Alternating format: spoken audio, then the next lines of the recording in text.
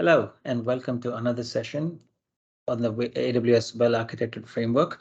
And in this session, we're going to talk more about the performance pillar and go through the design principles.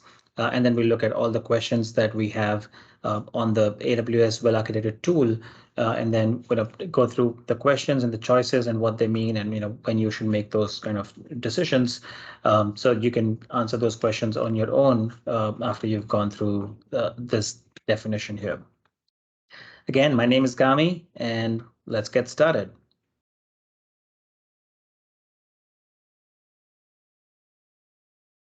So we'll start with design principles for the performance pillar. It's the performance efficiency pillar. The first one is democratizing advanced technologies, um, making these advanced technologies an implementation that's easier for your team. And so the whole idea is you want the ability for your team members to be able to go out and acquire these technologies and use them as part of your application and your solution without having to go through a long process of figuring out how do we get that access, getting permissions, and all of the permissions and all. Absolutely, you need to have that in place so that the process is followed. But you don't have to rely on a third party to come in and install those or having some specialized expertise in order to work with them. With the cloud, that's a big advantage is that these technologies are available to you as services that your team can just go out and start consuming them and build them back into your product instead of having to wait for resource provisioning and management and all that extra work that comes with that.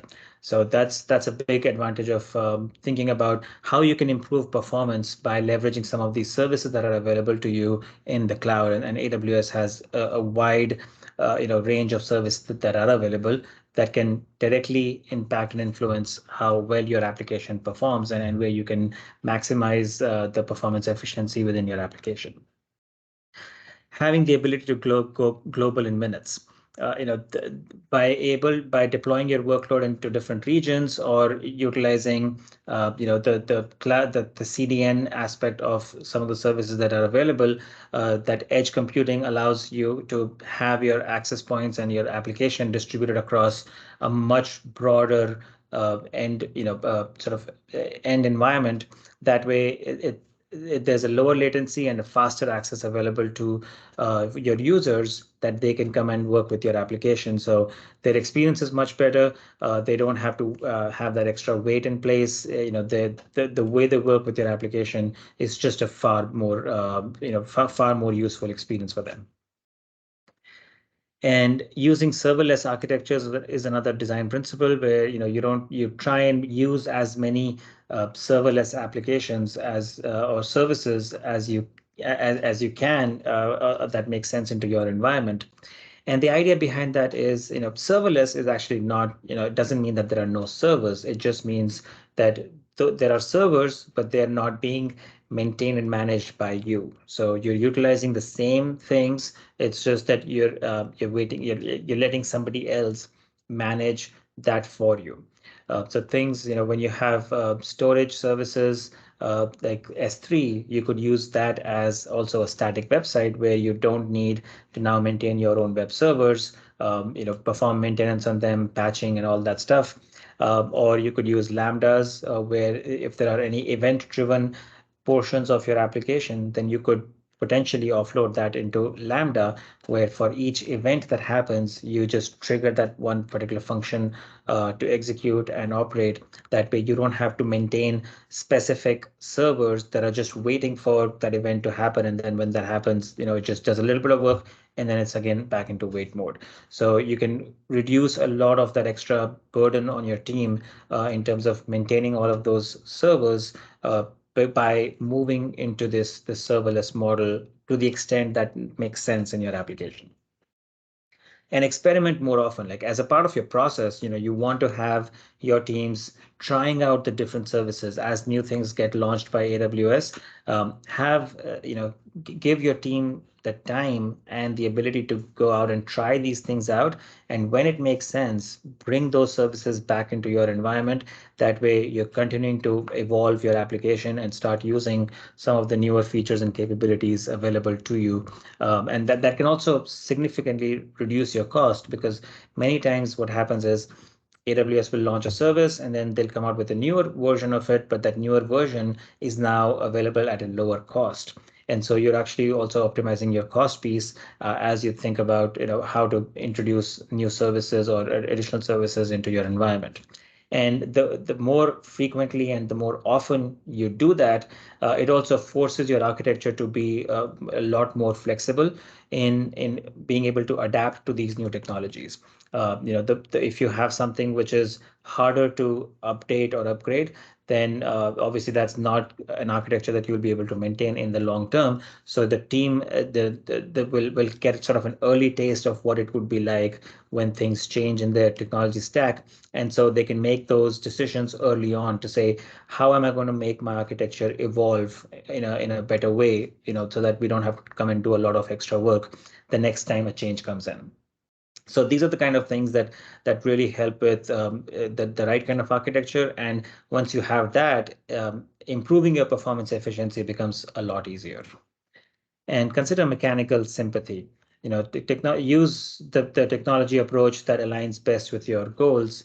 Like for example, like looking at the different data access patterns to decide what kind of database or storage approach you want to keep in place. So as an example, if you have an application where it's a read heavy workload where a lot of users are going to come in and just read the same kind of information over and over again, and they're not actually writing into the database that much, then consider having cached copies available, whether it's through a cached database or whether it's through your CDN, where you're spreading out those cached objects out into the edge network.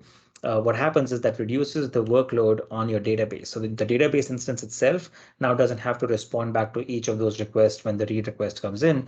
Rather, that's now being handled by the cache database, and you've got your database can now work with a lower set of resources. And it's far more operational because now it's not getting overburdened by those read requests. So these are the kind of things that you want to factor in as you look at the performance efficiency models.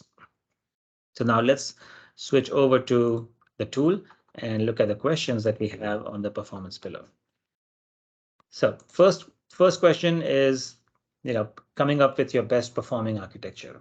That's obviously the underlying framework that we have to think through. And we want you when you're making your architectural decisions, the most fundamental thing is, does the team understand what are the different services and resources that are available to them within the software and the tools that you're using, the technology stack that you're using, and when you're deploying into AWS, what are the services available within AWS that can be leveraged, and not just the services that are available and how those will be leveraged, but also how they function.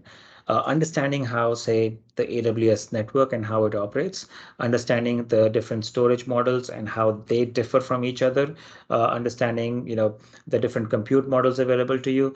Those are all important factors that go into the decision making of how exactly you architect your application or your service. The difference that comes in is you may be familiar with, say, on premises where you've got one virtual machine or a physical machine that has resources assigned to it, and you just continue to use them. But as you move into a model where, let's say, you're now thinking about using Lambdas, you also will have to factor in whether or not the Lambdas spin up time, the warm up time, all those things are going to be compatible with the kind of use case that you have. Understanding how data will flow between different components and how it reaches Lambda, what kind of things can be done with the Lambda.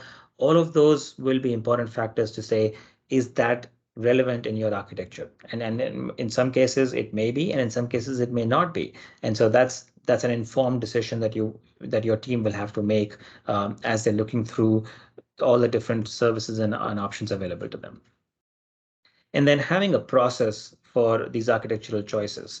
You may want to try out some things, but building a process where you experiment with something, you try it out, you measure the outcomes of that, and then come and say, should we go with this change or not? And if you do agree with that change, then document it, make it part of your architecture diagram, and then document the rest of those pieces, and then you move that forward into your next environment.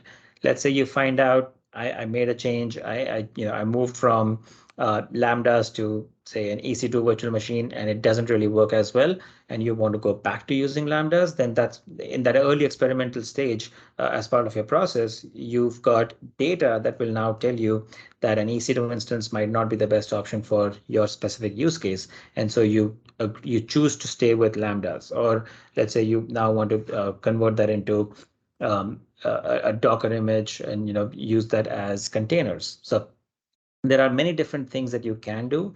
It's just, have you tried those different options, and do you have data for the decision that you're making? That needs to become part of your process so that the team has access to that data when they're making those decisions. And also, looking at cost. A lot of times, your higher performing decisions may actually end up being more costly also. So you want to find a good balance between what's a good performance and whether you can afford it or not. In some cases, and we'll have a question later on about trade-offs, but you do have to make trade-offs around something that might be higher performance. You may trade that to balance it with cost, or there may be situations or scenarios where the business requires that higher performance, and so you work with your finance team to make sure that you've got enough budget to pay for that higher performance service that you want to use. Using policies or reference architectures, that's generally a very good practice. You don't want to try and come up with all these different decision points and influences into your architecture on your own every time. What you want to do is start with a reference architecture and build upon that. So if you're going in with say a web application, start with a 3-tier web application reference architecture, and then modify it to match the kind of requirements that you have, instead of just starting from scratch. What that does is it gives your team a good framework to work within, but it also takes care of a lot of the decisions that you might have actually missed out on because you might not have thought about it. And these reference architectures that are available to us from AWS, they actually have factored in a lot of these real world experiences that have been implemented and been proven to work well within AWS and within different use cases and scenarios.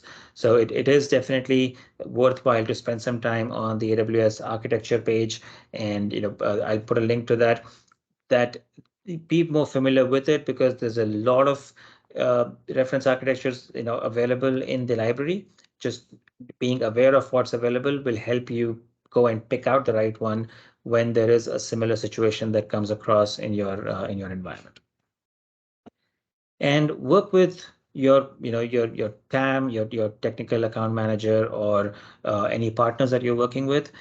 Work with their teams and get their guidance on reviewing your architecture, looking at the kind of decisions that you're making, and getting their inputs also. Having that external perspective, having that external feedback is always helpful in leveraging their experience or things that they might have seen either work well or not work as well in different situations. And so you can kind of by proxy leverage their experience and make and improve your own architecture without actually having to go through that learning process by yourself, which could end up being fairly costly in many cases. So try and leverage that to the extent that's available to you. Benchmarking existing workloads. When you have a certain workload that an application that you're working with, how do you even know if there is room for improvement in the performance, and whether the decisions that you make to modify certain things, is that making changes to your performance or not? You cannot just rely on your users telling you that, yeah, this seems to be working well, or hey, the application seems slow today. That's just not specific enough to say what can I change or what should be changed. And so having a benchmark for your existing workloads. There are tools that will perform that for you. There are like APM tools, application performance monitoring tools, that are available from AWS and third parties that you can include into your own application that will provide you with a baseline and a benchmark for how you perform on a regular basis. And then as you make changes, you can compare that to your benchmark and say, with this change, am I going to perform better or worse than what my original design was? And so having that baseline is a critical piece before you get into this whole performance efficiency and improvement process. And then load testing your workload. This is something we talked about even in the reliability pillar earlier. But load testing and understanding, at what points and at what loads does your current architecture start to slow down or have an impact? It's just something for you to be aware of. And if the limits that you're finding in your load testing are less than what is acceptable, then you want to make changes to your resources or to your architecture and improve that the load it can take. And if the load that your application can take is more than what is acceptable, then that's great. That means you've got that much buffer in case of any spikes or increases in your workloads over a period of time. And so you now know that you have this much time you can go before you will have to come back and take another look at your architecture. And so these are things that all obviously that should be part of your process for any decisions that you make, any experiments that you do, and before you bring those experimental tools and new services into your environment, make sure that you've gone through these entire set of checklist items to confirm that you're going to make a positive impact on your architecture and not actually take it backwards. All right.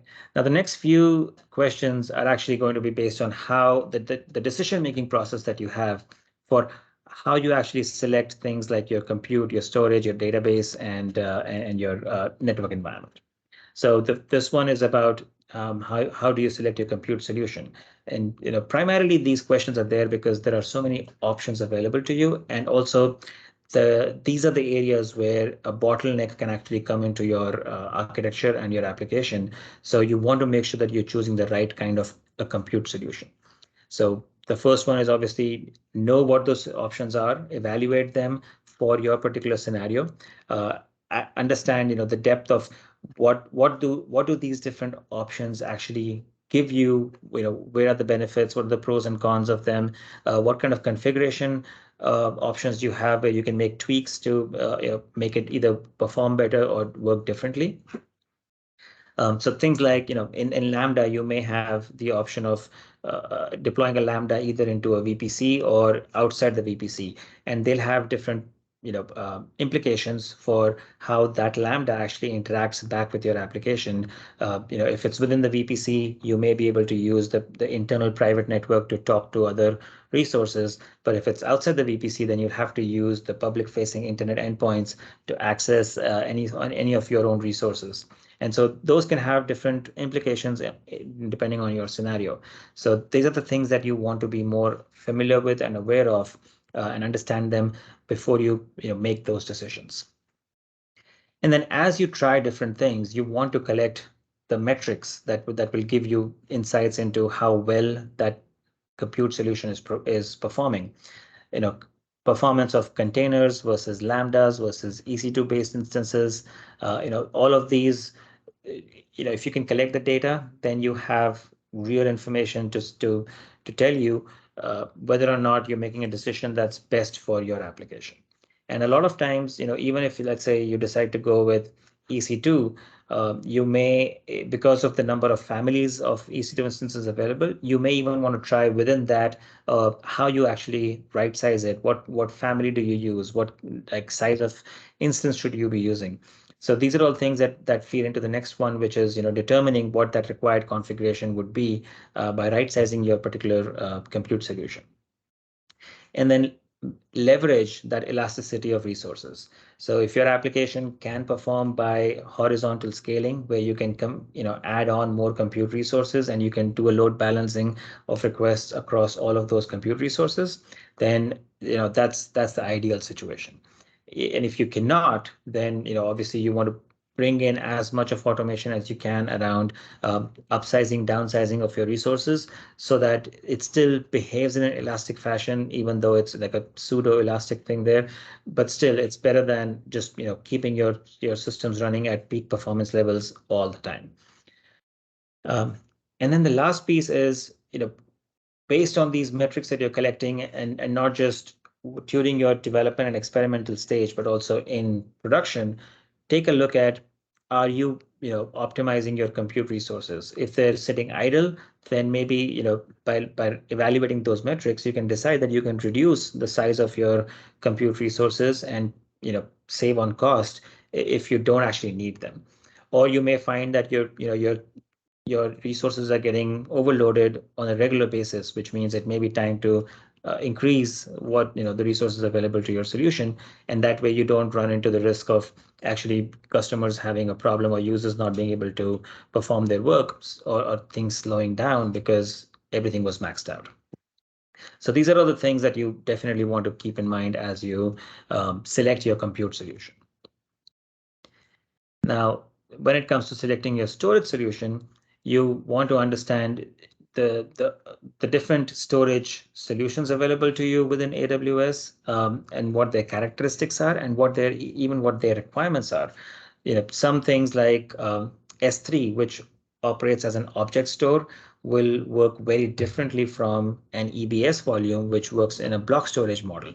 So you cannot use S3 as as a file store that your operating system can boot off of. That's just not how S3 operates, and that's not how your operating system is designed to interact with a block storage system.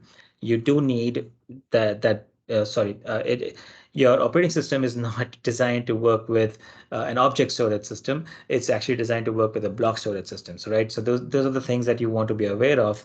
But then you may have an application which could potentially work directly against an object store, and so you might not need a block storage solution in that case. So these are things that you want to understand, how EFS is different from EBS, is different from S3, and the other storage solutions available. And then looking at those parameters, you can decide which one would be the best fit for a specific component within your application. So obviously you evaluate all of those, but you also look at how you can configure these different available solutions. You could configure any of these to be completely encrypted all the time. You can tweak them to actually fit your application needs a little bit better than having to come up with your own solution option, storage option that you have to now build out on EC2. So instead of doing that, you may actually be able to tweak some of the configurations in the solutions available to you from AWS and actually make it work for yourself. So knowing what those options are and how to modify them is really helpful. And then you want to make decisions based on how your usage is on the access of the data. So if you're going to be accessing a lot of your data, as I gave an example earlier, where it's read heavy, then you want to be able to make those read replicas available. So that's going to be an important decision as part of your architecture to say, I don't want to go back to the same object again and again, or the same resource again and again. Rather, how can I make copies of that available so that my original object is, or the solution around that is not getting overloaded. So by distributing that read pattern across multiple endpoints makes it easier for the rest of the application to continue to operate and not overload one aspect of it. Similar thing is, when you're making your decisions on the database solution. Now, in some cases, you might not have a database. And so if that's the case, then you can just mark that as this question does not apply. But if you do have a database, it's a similar thought process. Understand what kind of data you have. Look at all the options available to you from within AWS and outside of AWS. And then use that to run your experiments, try out the different solutions, see which one will work better by looking at the data itself, and then also looking at how users are going to be interacting with that data. And then finally, once you've got all these things in place, you continue to track your metrics over a period of time, and then just repeat the process to optimize what your data storage needs to be based on ongoing access patterns. So originally, like the one above that was, what your expected access patterns are. You use that to choose what storage you should be used, what storage you should be doing. But then once you're in production, then you come back and look at real world use of your access patterns and the metrics, and then you come back and optimize what your data storage is based on actual data. All right. Now the next one is similar thought process, but being applied to your network level decisions. And so understanding how your networking is going to impact performance, know what kind of routes will be followed when you're interacting from point A to point B, how many hops things are going to have in between. So if you want to go from your, say, Lambda to S3, understand what the path is going to be between Lambda and S3 that could impact the performance.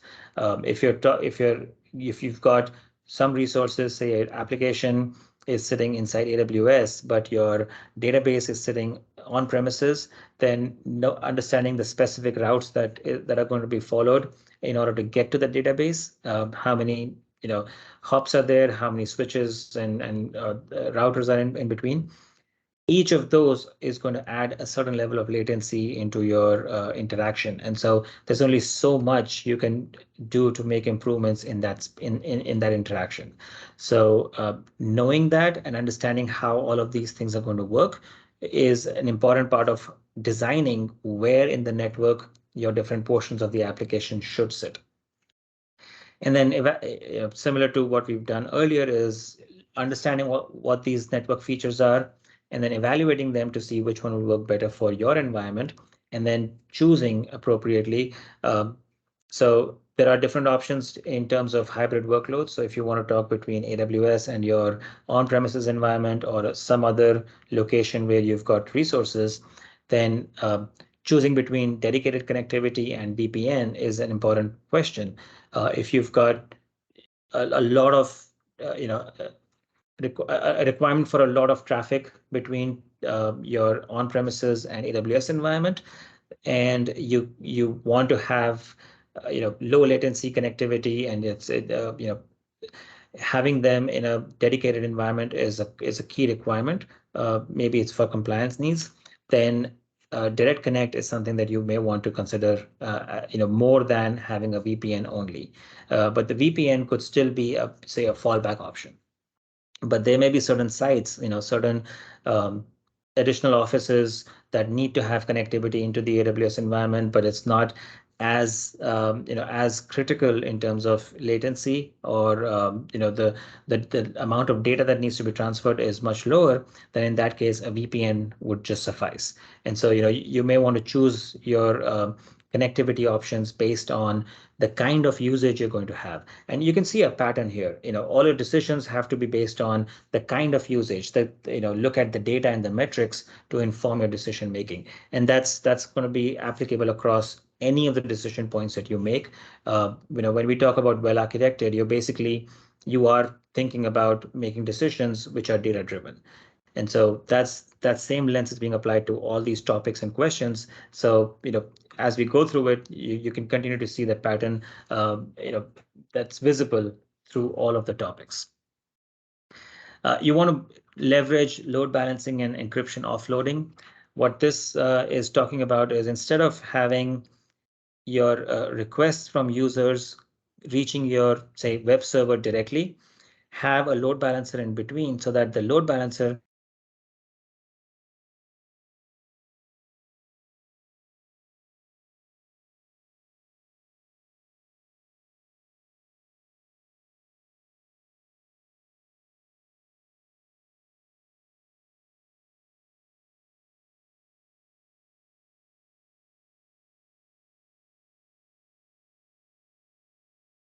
All right, so looks like I lost connectivity there. And let's get back to this one. So I was talking about leveraging load balancing and encryption offloading. So when we talk about leveraging load balancing and encryption offloading, the idea is that you want to have your users and the traffic that's coming in, requests coming in, to not go directly to individual application servers or web servers, but rather have them terminate at a load balancer, and the load balancer can determine which available resource in the pool of application servers or web servers is the best one to send that request to. And that way, you can rotate in and out different resources without actually having to modify the front end of your application. And also that load balancer can be configured to minimize the latency that you have between your request coming in and it going to the next available uh, resource for responding or handling that request. Another one is with encryption offloading. Every time you have to encrypt and decrypt any packet or message coming in, it has a certain level of load on the CPU. So if the encryption is happening on the instance itself, that is whether it's your application server or your web server, if it's happening on the particular instance, then you're adding on that extra load to the same instance. And so you probably need, more CPU, a little bit more set of resources on that particular instance to handle that encryption and decryption process.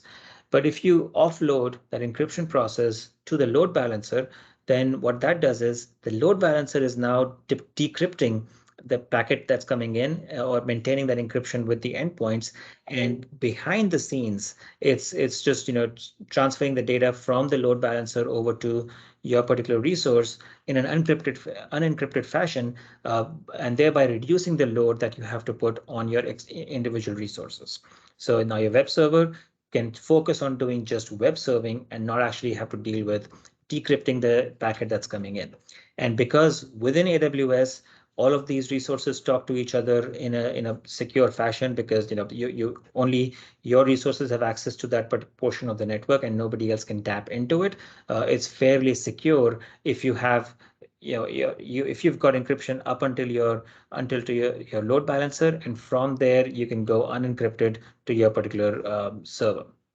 And that's in most cases that's applicable, that's acceptable. Now certain security compliance models will not allow for that, and so in your environment you have to evaluate whether or not that model could work and reduce the load that you have on your individual servers. Choosing network protocols to improve performance. This is another one where understanding how the network protocols work, the kind of overhead that comes in with each protocol and what it does. So something like TCP, it does a lot of handshake interactions between the client and the server, and so there is more traffic that needs to go back and forth.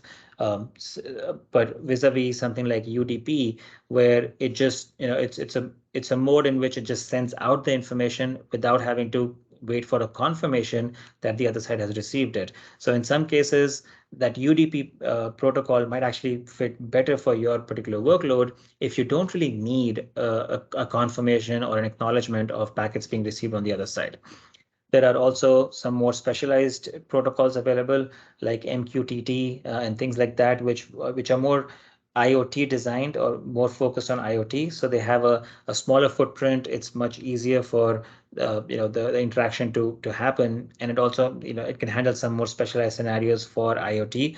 So if you're using IoT type workloads, then instead of using TCP as your protocol, you may want to consider something like MQTT, or that's something that's more designed for IoT workloads. So that's what this topic is more focused on. And then choosing your workload's location based on your network requirements. That's another aspect of the kind of things that are available to you within AWS. You may distribute your workload or your app servers across different availability zones to have a higher availability. But then there may be certain use cases where if you really need a low latency connection between your instance and your database, then there are options available where you could actually place both of them in the same availability zone. It's a placement group concept, where if you put them in the same placement group, then they will be instantiated in the same availability zone. Of course, you're trading off the level of high availability, because of that. But again, depending on what sort of performance requirements you have, you may want to make that decision and say, I'm going to use a placement group because that latency is far more important than not being able to have a high availability design in place. Or you may have other ways to implement high availability while maintaining your placement groups model. So it really comes back to the kind of use cases that you have and understanding the different options available to you from the AWS services. All right, then the next piece is, now that you've got all of these things in place from a design perspective, going back and saying, what's happening in production. Let's look at the data, let's look at the metrics, and then come back and optimize our network configuration.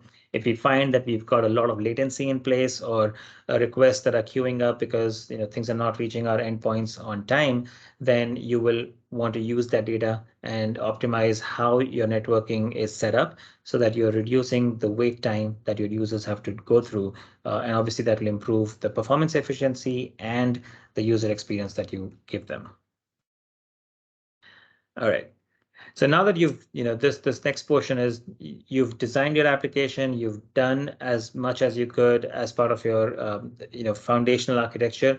Now the next aspect is evolving your workload as new features and releases come in. So make sure that you're staying up to date on new resources and services, whether it's through looking at the AWS blog and looking at the different sessions that happen in reInvent and other conferences. That's a big way to stay up to date on new resources and services, but also by experimenting and trying out things that are available to you. And as you see new stuff coming up in the console, go try it out and see if that makes sense in your environment. And have a process to do this, not just, this cannot be just an arbitrary thing that, hey, somebody came across a blog post that really made sense, but you want this to be a process that you do have a regular check-in. Many of my customers and people that we work with, we do like a quarterly conversation around, let's look at what's new, what are the different things coming in, let's add some of those pieces that seem interesting into our backlog and actually start working on them as part of an experiment process. So having that process in place really ensures that you're actually not missing out on some of those pieces and bringing it into your environment on a timely basis. And like I said, once it becomes part of your backlog and becomes part of your to-do list, then that evolution of the performance portions of it, that's sort of feeding into the evolution of the application itself. So these things go hand in hand. So the next piece is, you've done all your designs, you're making sure that you're evaluating them, but how do you know that they're actually performing well? So this goes back to the monitoring aspect, which also was something we talked about in the operations pillar as well as the reliability pillar. So having your performance related metrics. So it's not just that, is this resource operational, but also is it performing to the level that I expect it to? So as an example, if you want your API calls to respond back, say within 300 milliseconds, which is sort of an industry benchmark that we use, then have a monitor in place that tells you what sort of response time are we getting from your API. And when that goes beyond, the 300 millisecond mark, then have some sort of an alert or a notification coming out to the team saying, we're seeing degraded performance on our API, and somebody has to go look at that. And that goes into like analyzing those metrics when events or incidents occur. If there is a problem, look at your performance metrics and say, did we start to notice a degradation in performance before that event actually happened? And so if so, then that can feed into becoming a more fine-tuned alarm or metric, monitor that you can use to say, if this similar pattern happens again in the future, then give me a different kind of notification that this event or this incident is about to happen. So you can improve your monitoring and your notification model by that feedback loop that you create. Having those key performance indicators that are more business oriented also help you understand what the impact would be on the users and whether or not this performance measurement that you have is actually something that's going to influence your user experience or your business metrics. So having that connection between them also helps you prioritize which areas that you want to focus on, whether it's on performance and or reliability or operations or cost. Uh, Once you have the KPIs in place that are more business focused, then making that decision gets easier. So we talked about generating alarm-based notifications. So when any of these things go wrong, you want that notification to come out to you. But even if there are not any notifications coming in, you still want to review those metrics at a regular basis to see if there are any trends that you notice that may not have been set up for an alarm, but you may notice something as a human looking at those charts that say, okay, I can see that over the weekend things just start to ramp up because of the batch process that we have. So how about we do something different, or we add more resources over the weekend so we're not overloading the system. Things like that may just be noticed or found when you're doing these metrics review on a regular basis. And then the last piece is obviously something we've covered, that you want to have a proactive system to monitor an alarm and not just wait for somebody to review the data and then send out a notification that, hey, I'm noticing something. You cannot rely on human action for that. It has to be automated and it has to be proactive. All right. And then let's look at the last question, which is something we've covered, I think, throughout all the other questions, but understanding trade-offs to improve performance. Understanding the areas where performance is most critical. So if performance is most critical in being able to write your incoming data in the fastest possible way, then you may want to choose something which which ensures fast write, but it may not ensure, say, 100% consistency across multiple availability zones. And if that's kind of a trade-off that you're going to have to make in that case, by saying being able to write quickly is more important than having immediate consistency, and eventual consistency may be acceptable. So things like, say, you've got a social media site, then somebody's post or somebody's status update coming in, you want to capture that right away, even though it may not, eventually it will get rolled out to other replicas and other systems. So the next user that's coming in and loading their feed, some of them may see that latest status, but somebody might see an old version of it, and then maybe say a minute later they'll start to see that status update. And so in that context, that eventual consistency is acceptable. But in certain things like, say, financial applications, that consistency is far more important than the speed at which you write it. So folks may be willing to wait for a transaction to be confirmed, but they will confirm, but they want to know that when my transaction is confirmed with a financial, underlying sort of a financial context, then you want to be sure that every application or every system is aware of the exact same thing. You cannot have different understanding, across the different components of your financial transaction. So those things vary in areas where performance is most critical. So you have to know in your environment, in your context, what that is, and then use that as a way to design, as a way to pick your design patterns and services. And as you try out different things, as you try out different services, or you make changes in your trade-offs to say, okay, you know what, maybe we want to try out and see if we can improve the speed at which we do things, but not have the exact same consistency levels. Maybe you want to try that out. You want to experiment with that and see or understand how that is going to impact your customers. Your customers may not be willing to have that level of inconsistency for even a split second. And so you want to be aware of what that would do to your customers. And then you also want to measure the impact of your performance improvements. So as you make changes, as you make some of these performance improvements tweaks, by continuing to measure how you're doing and the different metrics and KPIs, you want to see the actual impact, the specific impact of a change on that particular metric. So when you're doing performance improvements, you want to do them one at a time, and don't have other changes coming in, don't have other factors, minimize them as much as possible, so you can truly measure what was the influence of that one change on the larger system. And don't just rely on one change to fix everything.